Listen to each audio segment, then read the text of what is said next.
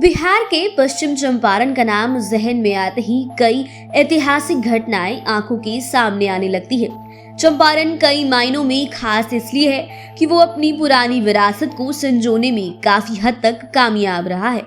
आज के आधुनिक दौर में भी औजार बनाने की पुरानी पद्धति चंपारण में कायम है। आपको चंपारण के एक ऐसे ही गांव कसेरा टोला के बारे में बताते हैं, जहां कई पीढ़ियों से लोग धातु के बर्तन बनाने के कार्य में लगातार जुटे हुए हैं। दरअसल बिहार के पश्चिम चंपारण के मझौलिया प्रखंड स्थित कसेरा टोला हाथ से धातु के बर्तन तैयार करने के लिए जाना जाता है। इस गांव की आबादी 1500 के आसपास है, जहां तकरीबन 150 घरों में पुरानी पीतल के आकर्षक तरीके से नक्काशी कर बर्तन बनाए जाते हैं। खास बात यह है कि यहाँ के कारीगर बहुत सीमित औजार की मदद से बर्तन तैयार कर देते हैं। आपको बता दें, बर्तन की सप्लाई बिहार सहित दिल्ली, यूपी, बंगाल और झारखंड तक की जाती है। यहाँ बर्तन बनाने की परंपरा पुश्तों से चली आ रही है। पूरे गांव में ये काम पीढ़ी दर पीढ़ी चली आ रही है। सबसे बड़ी बात यह है कि बिना किसी आधुनिक मशीन के सहयोग लिए और चंद पारंपरिक औजारों की मदद से ही बड़ी ही खूबसूरती के साथ लगभग 5 से 10 प्रकार के बर्तनों को बनाया जाता है। इनमें थाली, घंटी, झाल और कलछुल के अलावा कई अन्य चीजें शामिल है।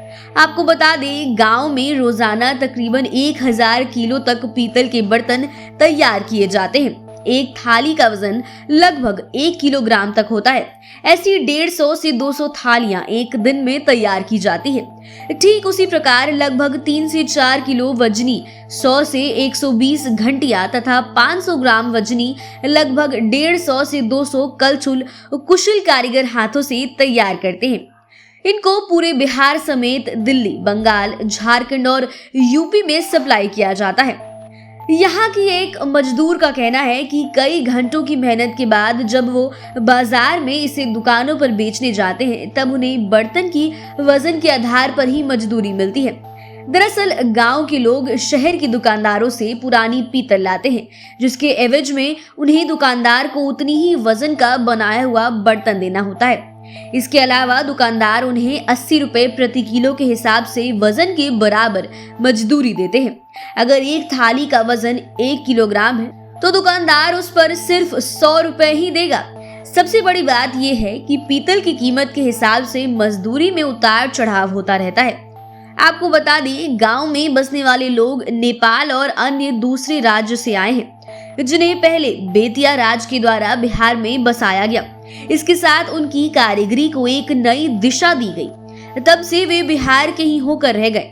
बेतिया राज द्वारा बसाए गए कसेरा जाति के कुशल कारीगरों को अब बिहार सरकार कई सुविधाएं दे रही है, जिसमें उनसे किसी प्रकार का कर नहीं वसूला जाता है। साथ ही उन्हें अपने रोजगार को नई दिशा देने के लिए सरकार की तरफ से लगभग 5.50 करोड़ रुपए का अनुदान मिलता है। इस राशि की मदद से अब गांव में सभी कारीगरों के लिए एक भवन निर्माण कर भट्टी और रोलिंग मशीनों को लगाया गया है। फिलहाल वीडियो में बस इतना ही। बने रहिए हमारे साथ, देखते रहिए लाइव सिटीज। अगर आपने अभी तक हमारे चैनल को सब्सक्राइब नहीं किया है तो चैनल को सब्सक्राइब कर ले, हमारे फेसबुक पेज को लाइक कर ले। वीडियो देखने के लिए आपका धन्यवाद।